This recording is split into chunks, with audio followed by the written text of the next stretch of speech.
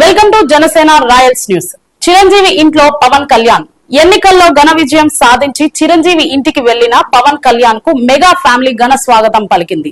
బాబాయిని రామ్ చరణ్ సాదరంగా ఆహ్వానించగా సోదరీమణులు దిష్టి తీశారు. తల్లి అంజనాదేవితో పాటు చిరంజీవి దంపతుల కాళ్లు మొక్కి పవన్ కళ్యాణ్ ఆశీర్వాదాలు తీసుకున్నారు.